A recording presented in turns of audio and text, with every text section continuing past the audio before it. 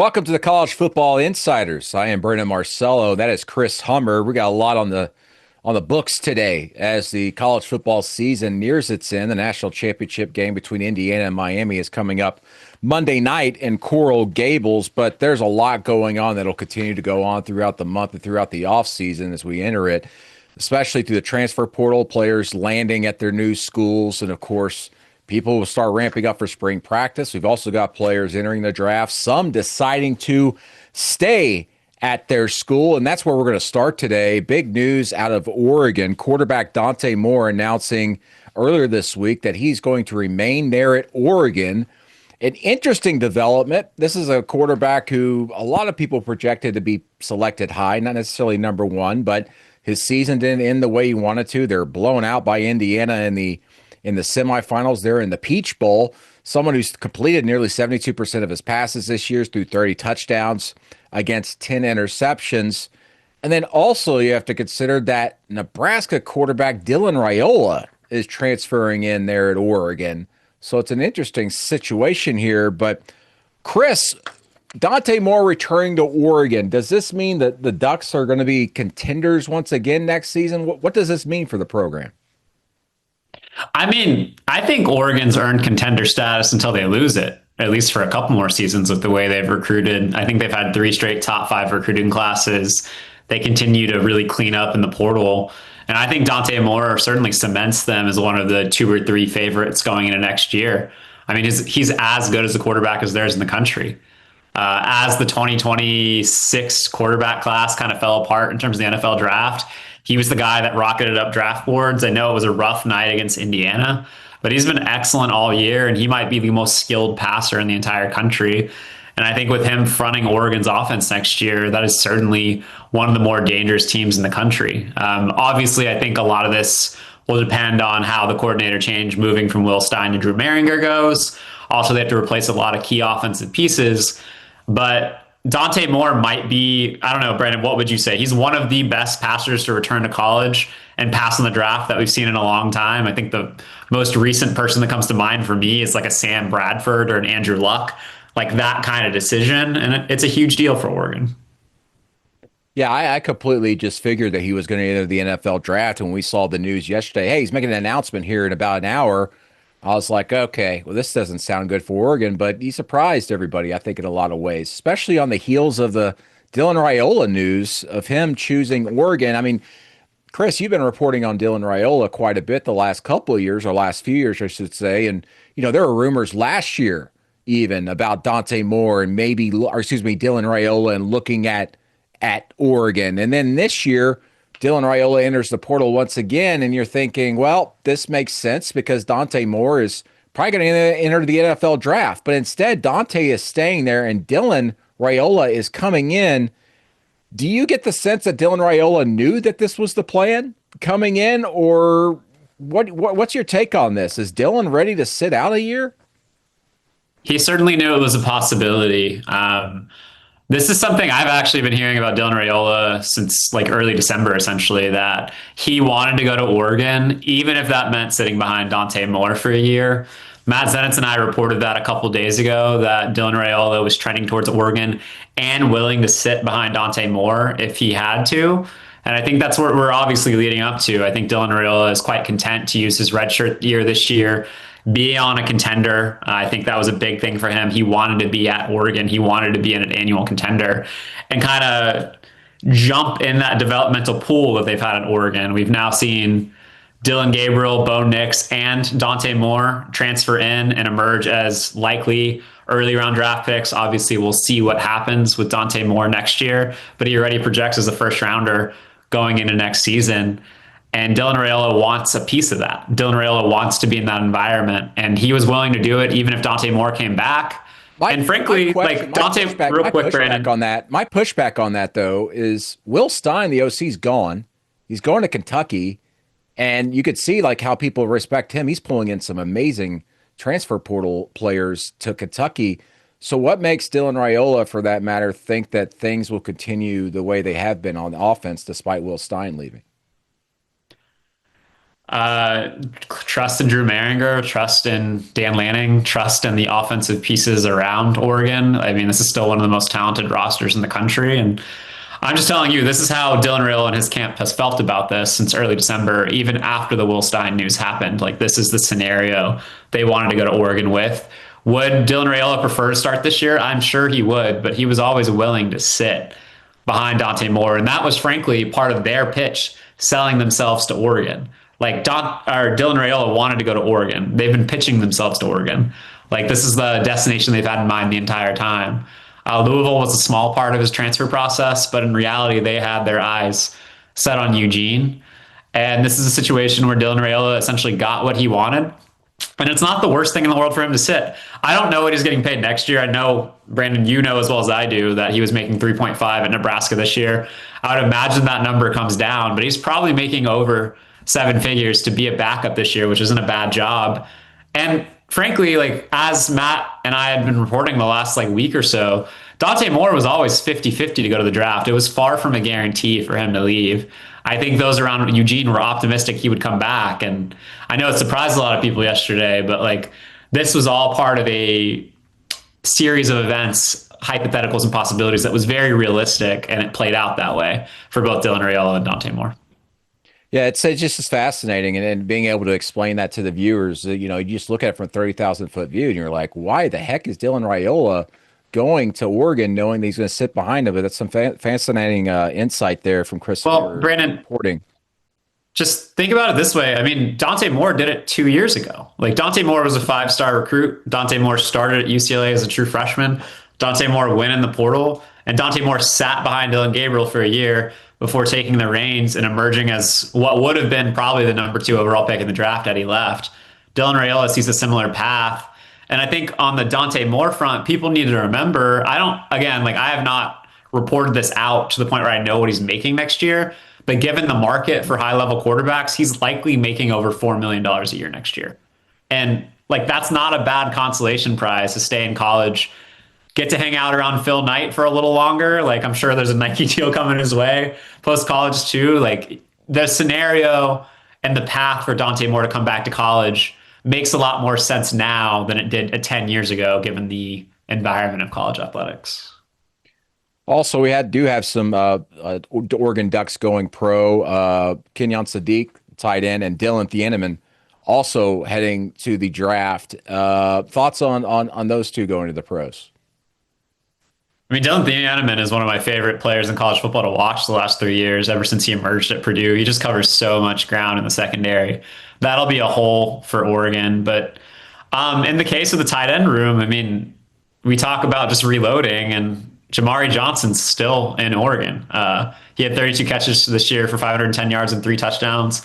He was one of the most effective tight ends in the country. And next year, he'll be tight end 1 for Oregon. So it's not like there's much of a drop off at all for the Ducks. And I think Jamari Johnson's another guy at 6'5", 260. NFL scouts view as a potential early round pick. So Oregon is at the point where they reload. They also brought back Evan Stewart, their star receiver, who was hurt most of this year. DeCorian Moore is coming back for his sophomore season. He was the number 1 recruit in the 2025 class at receiver. They're going to reload along the offensive line. Like, this is an Oregon offense, once again, set up in 2026 to be very explosive. The question, as you brought up earlier, is just, what does it look like without Will Stein calling plays?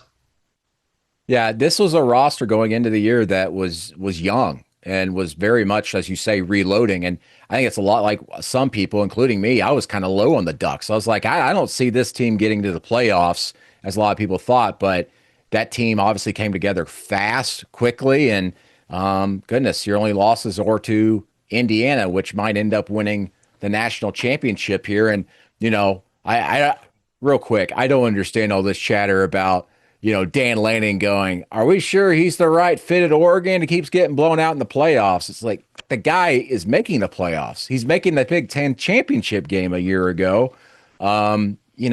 Sometimes you just take some time to break through when you do get to the playoffs. And it probably would also help not to maybe face back-to-back national champions in Ohio State and potentially here Indiana, and your one and only, or excuse me, one of your or two of your 3 playoff games the last 2 years. So Oregon isn't going anywhere. And as Chris said, that they're absolutely just reloading, and they got a lot of great pieces coming back next year. They're just going to be older, wiser, and better. And boy, one of the, as you said, one of the biggest pieces of news we've seen in quite some time, as far as a player just saying, "No, I'm not in the NFL draft. I'm coming back."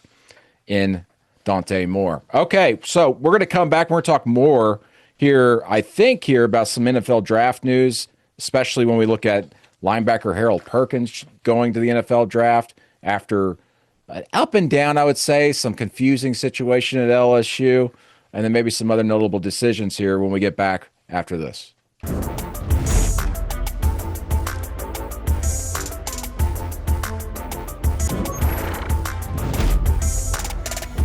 We're back. The portal is about to close. Is it closed? No, it's not closed yet, right? Doesn't close till tomorrow at midnight, and then there's another window for players who participate in the national championship game to enter. That will span from, what is that, Tuesday to Saturday. Yeah. It's fascinating about that. I asked a question to Mario Cristobal and then Ole Miss last week. I was like, does it concern you with the portal open right now? You're trying to compete for a championship that maybe one of the other semifinal teams might try to get one of your players who are already in the portal and just reach out to them to see if they're willing to spill any beans on your program as they prepare to face you. In fact, Miami's got a player going to Indiana from the portal. Anyway, I don't know. It's weird times. We need to fix the calendar. It's crazy. I would imagine your passwords are changed pretty quickly when you go in the portal in this situation from one school to another. I think they use Exos. But you still got a lot of stuff in your head, man, to share, a lot of secrets to share. Mario Cristobal was very concerned about it in that press conference last week when I was speaking to him. Okay, so portal is still open. We're getting a lot of moves, some big moves. I really love this move for Georgia Tech. Michigan running back Justice Haynes heading back to his home state and going to sign with the Georgia Tech Yellow Jackets. He rushed for about 800-something yards this year. Quite the rushing average, but he injured his foot, in the season against Michigan State. Had to have foot surgery, but he's returning to Georgia Tech. Real quick on him. Have you heard anything about his injury or anything? But what kind of potential does he have at Georgia Tech? I have not heard anything about the status of his injury. I know his feedback maybe wasn't what he wanted it to be with the NFL, and that's part of the reason why he came back. And he certainly asked for a lot of money from Michigan. The running back market's really exploded, and I think Michigan felt like it made sense, and Justice Haynes felt like it made sense to maybe part ways. And he's going home to Georgia, and he is a heck of an ad for the Yellow Jackets. He's somebody you can build your offense around. He was the biggest home run hitter in college football this year for significant stretches in terms of his ability to create chunk yardage on the ground. I think he averaged 7.1 yards per carry this season, 857 yards before he got hurt. And if he can be healthy for Georgia Tech, he is the exact type of player that offense can be centered around, can be built around, can create explosive plays for you. It's going to be a tough transition in the post-Buster Faulkner, post-Haynes King era, but he's somebody that Georgia Tech can really focus their offense on. Meanwhile, at LSU in the Bayou, Lane Kiffin's making waves there, and not surprising. And he's drawing some incredible quarterback talent after, a lot of people questioning, oh, man, it looks like LSU's whiffing. It seemed like that week going into the semifinal game for Ole Miss, the Ole Miss fans were just loving LSU, struggling to get everybody that they wanted. But they've landed on their feet quite nicely. They've landed Sam Leavitt, who's an incredible quarterback at Arizona State, led that program to the college football playoff a year ago. And they also got another quarterback. This is maybe a little bit surprising to me. In USC's Husan Longstreet, former five-star quarterback, California kid, leaving Lincoln Riley to go to Lane Kiffin. And you would think, presumably, to sit out another year as a backup at LSU. Explain this decision to me here, Chris. I'm not sure I can. I know he left USC because he wanted a chance to start next year. That was kind of part of USC's selling point, getting him to flip from Texas A&M during the recruiting process. Likely he would be their starter as a sophomore. That obviously didn't work out with Jaden Mayava returning for another year. He had a great season for USC, and he came back, and he'll be one of the top quarterbacks in the country going into next season, which left Husan Longstreet with a decision to make. Did he want to sit for another year at home at USC and kind of wait his turn, or do you want to go in the portal and find a starting job? And he went in the portal and he ended up at LSU. He won't be the starter there next year. Sam Levitt will be the starter. And I think part of the problem for him was there weren't a lot of chairs left, right? Like most quarterback rooms have been decided at the point he went in the portal. It was basically just Miami, LSU, and maybe Tennessee that was looking for a starter. And he ended up at LSU, where he is definitely going to be the backup, but he's also the future for that program. And he has the Lane Kiffin selling point behind him. I think LSU did a really great job selling him in the portal. But it's an eyebrow raising decision for sure. But I am sure he also got paid a significant amount of money by LSU to complete that quarterback room. Yeah, and it can't be all money. Otherwise, I'm sure Miami would have outbid LSU potentially because they really Well, need a I transfer quarterback. I don't know how much Miami was actually part of that process. Oh, okay. Well, there's some intel for you guys. Maybe Miami wasn't all that interested, as obviously LSU was, and Husan Longstreet. Okay, and meanwhile at LSU, you got Harold Perkins, the heralded linebacker there, whose career was kind of up and down. Brian Kelly moving him from position, switching him up, and then he kind of bounced back this year. And obviously LSU didn't have a great year. He's making it to the NFL. He's going to be a very intriguing prospect, someone that's going to jump up on a lot of radars here. A fascinating and amazing player for them. But enough about LSU. I really wanted to get into these teams that have gone off and hired group of 6 coaches at the power programs, and they are just bringing an avalanche of their players with them to their new schools. And the biggest windfall coming here is at Oklahoma State, who hired Eric Morris away from North Texas. They've gotten 49 commitments out of the portal. I believe 17 of them are from North Texas. It's by far the most amount of players that I've been able to count that have followed a coach from their former school to their new school here in this new era. And really this new practice by a lot of athletic directors of going to hire a coach who's successful, but also, hey, can you bring the greatest players on your roster with you? In fact, you look at some of the 3 biggest hires, 3 of the 4 biggest hires from the group of 6 this year. 3 of those 4 brought their quarterbacks with them to their new school. The one that didn't, obviously, was John Summerall at Florida. In fact, John Summerall, I think, only brought 2 Tulane players with them. Florida's a different animal, obviously. But at Oklahoma State, as I said, whopping portal haul. This was a situation where you knew this was coming because that roster was not built to win Power 5 games. And the exodus, the bloodletting began quickly when Eric Morris arrived there on campus. Yeah, I mean, as somebody that was part of the staff that took that job told me, like, it was going to be a pretty big overhaul for the roster. Basically a teardown. And you can see that, right? Like 49 transfers so far. That is more than 50% of your scholarship players. I guess we're at the 105 rule now, so you're close to 50%.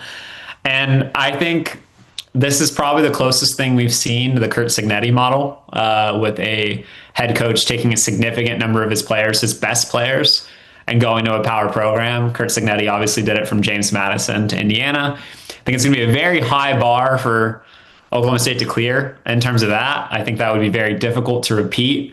But, I mean, Oklahoma State did get the majority of North Texas's best players. Like, they all followed for the most part.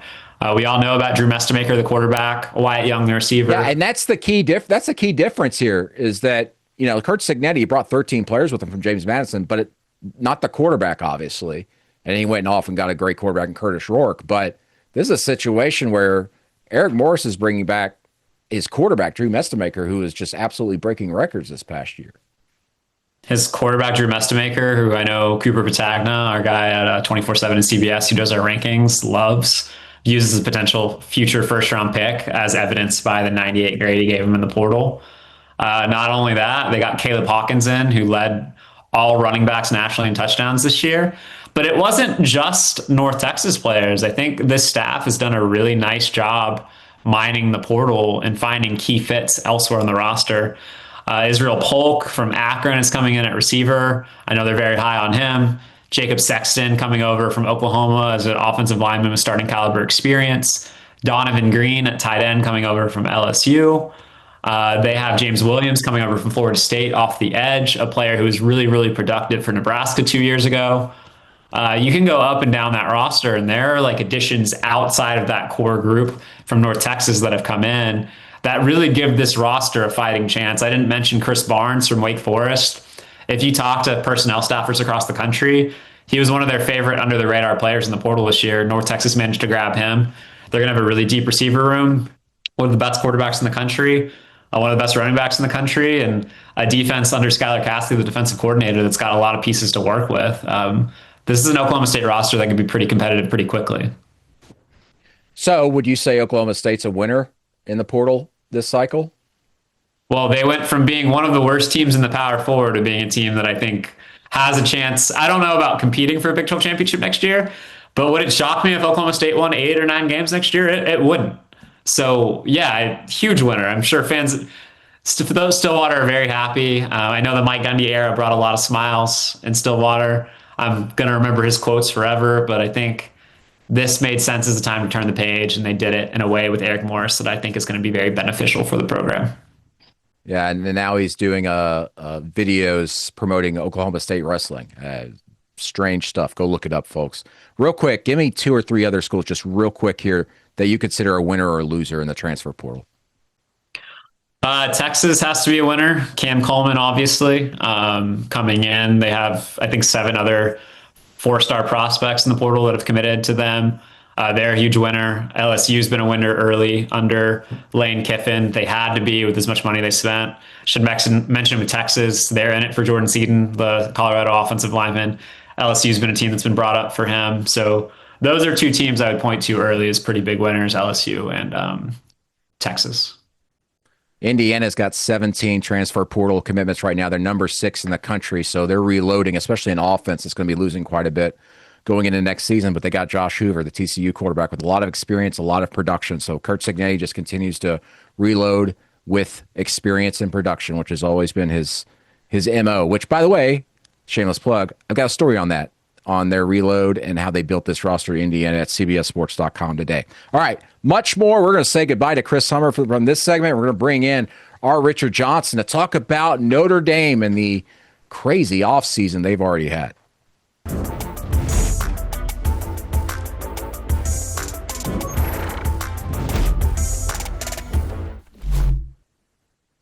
We're going to in Richard Johnson now. We're going to discuss Notre Dame, and Marcus Freeman spoke to the media earlier this week for the first time since the kerfuffle on Selection Sunday back in December when Notre Dame was leapfrogged by Miami and replaced in the playoff field in those rankings. And then Notre Dame decided, hey, we've had enough of this. We're not going to play in a bowl game. We're opting out. Their athletics director said he wasn't happy with the ACC, and Jim Phillips, their commissioner, saying he didn't believe they went to bat enough for them and all that. Well, time has gone on. I'm not sure wounds have completely healed. They have at least scabbed over. Meanwhile, you've got Marcus Freeman getting interest from the NFL, but he's opted to stay at Notre Dame. And in speaking to reporters yesterday, said that what I found interesting was that he used that interest to gain wisdom from general managers and NFL executives that might help Notre Dame. So it's almost like, this isn't a job interview? I thought we were interviewing for a job, but I guess that's probably not what happened. I joke. But Richard, Marcus Freeman talking quite a bit yesterday about how they've really got to, quote unquote, leave no doubt next season when it comes to playoff time, because, you know, they really kind of stubbed their toe early in the season, and then with their schedule, wasn't enough for that playoff committee to let them in. Well, Brendan, let's take it in a couple parts here. First of all, what Marcus is saying about kind of gleaning information from general managers and owners is actually something that NFL teams do all the time because of the nature of the NFL interview market and the fact that, you know, if I'm the Jaguars, I can't just go interview the Giants head coach, for instance, when I could do that if I was Notre Dame and I wanted to hire Alabama's head coach, just hypothetically. A lot of times they'll just try to get let's say the Giants, for instance, hypothetical again, they'll just request an offensive coordinator with the Jaguars, for instance, because they want kind of an insight into how that organization works. I'm not just saying that because there's a Jaguars helmet right over my shoulder, but there are ways that professional teams will often glean information and try to improve their own house by trying to sort of get a little bit of insight into some of their rivals. So it's interesting to me that Marcus Freeman would personally do that. And I think it's one of the reasons why he's an endearing candidate for any NFL team. I think that Marcus Freeman will continually be a name that is surfaced as far as the short list of college guys who may go to the NFL. I think when you take a look at the fact that his Notre Dame teams, they're really good on special teams, they're really good situationally, they're really good with game management. That is the job, especially of a CEO, NFL-style head coach, when you're not calling the defensive plays in the NFL. The best coaches in the NFL are able to do that. And I think that if you consider Marcus Freeman a guy that can do that in college, it's one of the reasons why they've been able to have so much success at Notre Dame. You know, I point to so many times the play in the Sugar Bowl that you were at last year with Notre Dame and Georgia, where they run that punt team off and they run that punt team on. Georgia was not ready for it. They were so surprised by it that they put it in themselves, and they even ran it in the Sugar Bowl just the other day against Ole Miss. So I think Marcus Freeman is a standout candidate to be a college coach that takes the jump. If he will, we'll see. And then as far as Notre Dame having to leave no doubt, I don't know if they have to leave no doubt, because as we both know, they are contractually obligated to be included in a 12 or 14 team playoff field because of the memorandum of understanding that everybody signed, I believe it was last summer, to just placate Notre Dame. So I don't know if Notre Dame actually needs to leave no doubt. I just think that Notre Dame needs to be in the top 12 or top 14 of a 12 or 14 team playoff. Yeah, that new line in the MOU that Richard's mentioning is that as long as Notre Dame finishes in the top 12 in the rankings, they get in no matter what. That's just how it's going to be. So they're getting some of that benefit of the doubt that some of the power conferences get as a whole. Just shows you the power of Notre Dame. One quick joke. It's not a joke, but he kept repeating leave no doubt, Marcus Freeman, about next season. You know where I last heard that mantra? It was Ohio State heading into their national championship year. That was the mantra they use all season long from Ryan Day. We have to leave no doubt in everything we do, whether it's position battles, obviously in the playoff race, in the Big Ten championship race. And Marcus Freeman, a Ohio State alum, maybe taking a page out of their playbook or maybe not even realizing it, and he's probably going, "Doe!" whenever he hears that as of right now. But what do you think it'll take for Marcus Freeman to go to the NFL? Is it a simple situation where, like, job's not finished at Notre Dame, I want to win the championship or two here before I even entertain the next step in my life?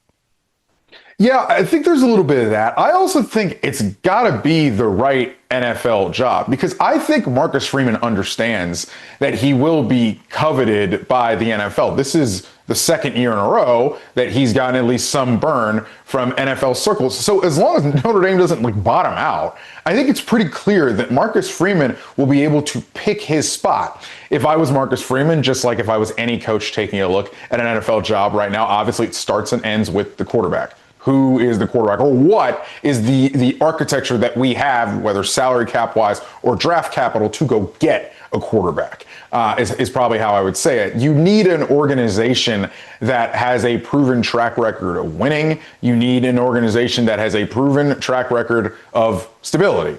Brandon, I don't know if you know of any organizations with proven track records, perhaps in the AFC North, that happen to fit such a criteria. Again, I'm not saying Marcus Freeman is going to be the head coach of the Ravens or the Steelers tomorrow, but I am saying that those are two programs, particularly the Steelers, that I look at and I say, they basically, the Steelers, hired the Marcus Freeman version when they hired Mike Tomlin, whenever that was, 19 years ago. Young, I don't want to say unproven, because obviously Marcus Freeman is very proven. He's just not proven at the NFL level. So unproven at the NFL level as a head coach. They took a chance on him. They brought him into their organization. They incubated him, and they had a full, total organization that they were able to put around a young coach to kind of nurture him and get the most success out of him. So to me, if you want to say what job does Marcus Freeman fit in the current NFL landscape, to me, it's the Steelers. Again, that's not saying he's going to be the head coach of the Steelers, but that's just saying what does fit look like for a guy like Marcus Freeman in the NFL? I think it's in Pittsburgh. Yeah, great point, and I agree with everything you just said there. I think at some point, as long as Marcus Freeman keeps winning at Notre Dame, I think he's going to be in the NFL someday.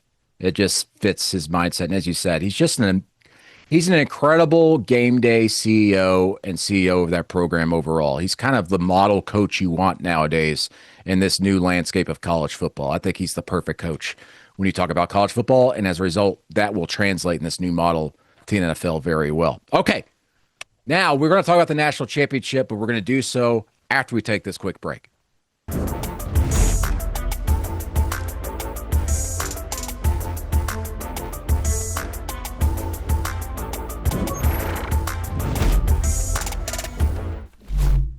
The national championship is Monday night. Number 1, Indiana. Number 10, Miami. In Coral Gables there in South Florida.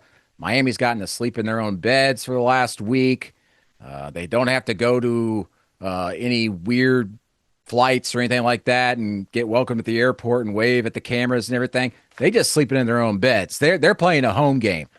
Other than maybe there might actually be more Indiana fans there because, Richard, those fans are bought in. 805,000 living alumni, the largest alumni base in America, and they absolutely swallowed the Peach Bowl.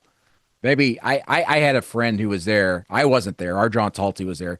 Tell me, he goes, it legit may have been 90% Indiana fans there, if you don't count the Oregon players' families that were there in the crowd. So, but this matchup is going to be so intriguing for a lot of reasons. As much as people want to label Indiana as Cinderella, how can the number 1 team be the Cinderella? It's a Cinderella story historically when we contextualize the last 130, 140 years of college football. But Miami here is the real Cinderella. This run they have made, sneaking into the playoff, winning games against arguably, I wouldn't even say arguably, the toughest road in the playoffs to now reach the title game, and it's in their backyard. That's the stuff Cinderella runs are really made of. What do we make of this run, one, but also what it means for Miami and for the ACC as a whole in their conference? Yeah, Brandon, I agree with you in the fact that, yeah, in the macro, Indiana is absolutely a Cinderella. I mean, in the macro, Indiana's probably the greatest Cinderella story in modern college football history. But yeah, in the micro, they're just really good. And they've just been really good for the last 2 seasons and got better over the course of last season, which I think is really sneaky hard to do. It is really good. It is really hard to go from 10-ish wins to 12-ish wins in the regular season, then obviously beyond, as Indiana has made this run here in the postseason. That's really difficult. But yes, the Miami factor. And I also think that we talk about crowd split. I think this is going to be the most unique college football atmosphere ever, because you've got a situation where Miami is playing at home. I know a lot of people think Indiana's going to take this thing over. I don't think a lot of people realize what Miami University of is down there when they're good. This is an eventized town. This team may not show out for Miami versus Pitt at noon, but they will show out for Miami in primetime, playing for all the marbles. It's going to be a who's who of what celebrity is going to be on the sideline. It's going to be a who's who of what former U players is on the sideline. We know Michael Irvin's going to be down there on all fours doing his thing on the sideline all night long. I want Michael Irvin cam on the camera if I could speak to ESPN briefly. Michael Irvin cam, just follow him around all night long. And then obviously you have Indiana with this kind of Cinderella story. It's their first time here, and so much fan base, fan fervor, so much fan appetite for these tickets. And also, you got plenty of Indiana fans that live in Florida too and live in the South too. And it's accessible for them to go to this game, just like it was pretty accessible for them to go to Atlanta. So I cannot wait to get down there this weekend to be around that atmosphere. Cannot wait for Monday night. It is going to be supercharged in that stadium. Yeah, me neither. This is going to be special. These are some special moments here. You know, I wrote a story earlier this week at CBSSports.com about what this means for Miami. I mean, I think that a lot of that's obvious. I mean, But what's interesting is that the ACC, if you remember, about a year ago, they restructured their payout, the revenue sharing stuff with their schools, and they've made it as such that now the teams that participate in the playoff don't share the wealth with the rest of the conference mates. They get to swallow up that entire paycheck. And so Miami is getting $20 million direct from the college football playoff for advancing and playing in all these games in the college football playoff. And also, they're getting $3 million per game for travel reimbursements from the CFP, including the national championship game where they're not traveling. They're staying at home all week. So they pretty much just got to pay for their hotel, their team hotel for a couple of nights, few nights. They have made off like bandits there at Miami. We're talking about a $32 million jolt for them, which, of course, some of that's going to go to pay off some of these debts and everything, but it's not a lot, and they are going to be rolling in dough, and I can tell you the rest of the ACC is very jealous, especially the Florida States and Clemsons, who believe they were the ones that are going to benefit from this new revenue structure they set up in the ACC instead of it's their biggest rival, you could argue, obviously, for both programs in Miami getting that big payday. Carson Beck, veteran guy, Georgia, former Georgia star. His last year there in 2024 did not go very well. He threw the most interceptions by a Georgia quarterback since 2012. His receivers dropped about 30-plus passes. They led the FBS in drop passes. So not everything was his fault, but he got a lot of criticism for that. And Georgia fans, when he left, were like, oh, well, see ya. Well, they thought he was going to the NFL draft. Well, he pulled out of the NFL draft and decides to go to Miami for a big payday. And here he is on the national stage. And as you see on the graphic, has 37 wins all time as the starting quarterback. That's second all time. We see that in the past, 38 in a 3-season period here. And he could tie that record over a 3-year period here Monday night. Carson Beck winning that game against Ole Miss.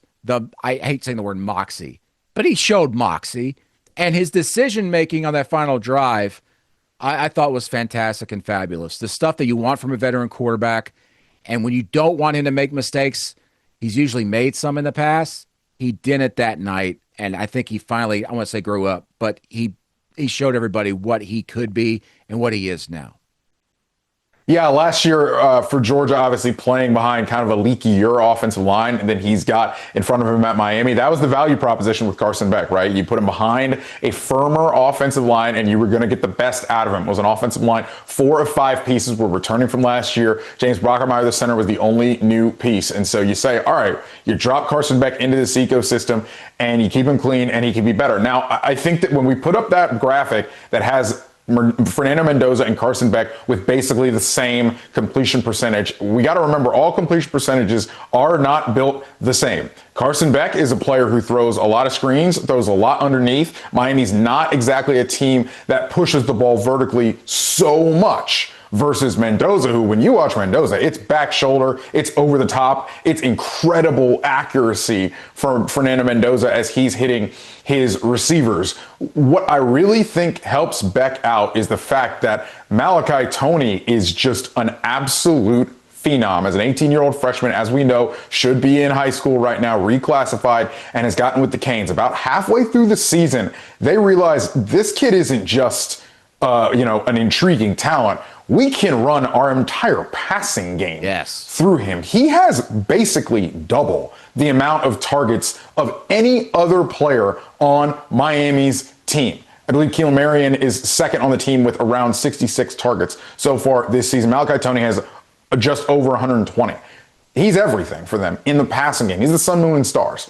He gets a lot of easy offense when you talk about the screens, the tap passes, the jet sweeps that they'll give him. You better watch the wide receiver pass also when you give him a jet sweep, for instance, in the backfield, because he's a former quarterback in high school. Quarterback in high school. Exactly.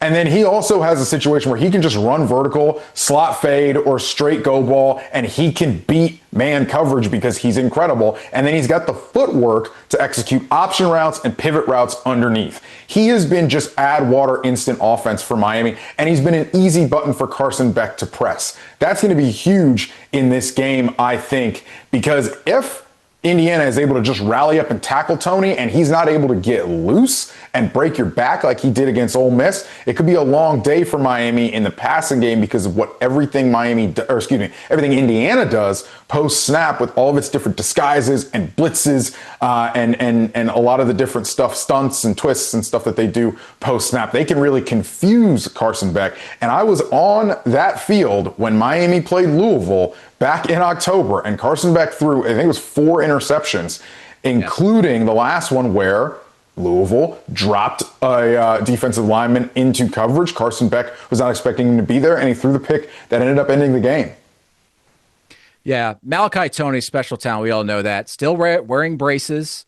He's a very quiet guy. He's always, all he speaks about is his teammates and then his faith, which, someone is a superstar like him, especially at Miami, you're expecting him to be loud about basketball. The guy is so centered and so calm with everything. He's incredible to speak to, but also, a lot of coaches like to blow hot air out there when you're talking to them, especially in spring practice. They'll go, man, that guy's really good. You watch out for him, and he ends up being a transfer in 6 months. Mario Cristobal and that whole entire staff, I remember at the spring game, I was there on the field with Mario Cristobal, and he came up to me and said, Malachi Tony, that's a guy that's going to end up breaking every record here at Miami. And I looked at him, and I kid you not, I knew a little bit about him. I saw him out there, and I went, that guy? He's so small. He's not even filled out yet. What are you talking about? How wrong was my first impression? What a special talent. Can't wait for Monday night. And we can't wait for this next segment because we are going to pick the national championship game and break it down a little bit further right here on the College Football Insiders.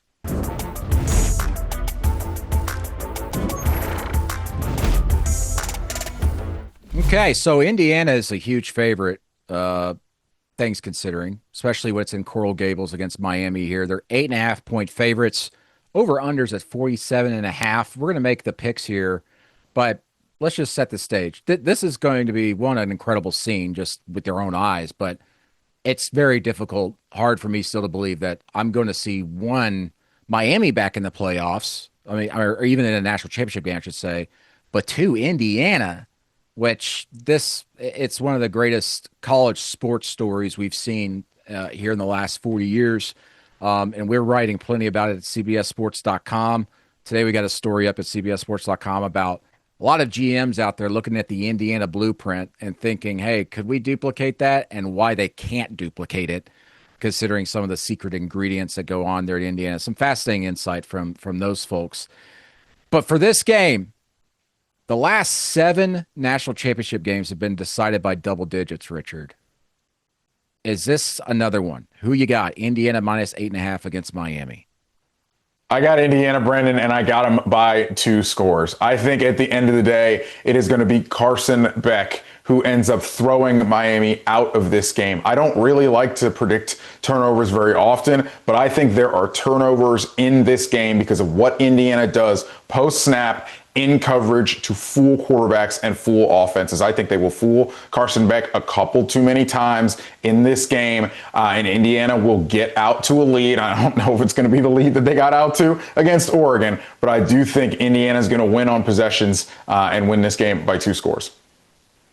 You mentioned there just how Indiana disguises things defensively. In the story I did this week, I had GM telling me that the coaches that what Indiana loves to do is they get up on you early, and then that's when the defense starts throwing wild stuff. I'm using a different word here, wild stuff at you, and it's very difficult for pre-snap here for the people to read their keys, the offense to the defense. And they said that's the big thing for Indiana. So if you can make it tight, close, early, you can make that defense run their base stuff, and it's a little bit easier to execute against.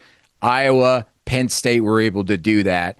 Having said that, I'm with you. Carson Beck against this defense, I have questions. I don't know if they're going to be able to run the ball to ease that pressure. I've got Indiana making it 8 straight with double-digit wins in the national championship game. Indiana wins its first national championship, completes this run. What an incredible story that'll be. Either way, either team winning is going to be an incredible story. Can't wait to get down there to Miami with you. Richard, what a time. Much more going to be at CBSSports.com, here on CBS Sports Network, and of course on our YouTube channel. Make sure to like and subscribe when you get there as well. Thanks for joining us. We'll see you in Coral Gables.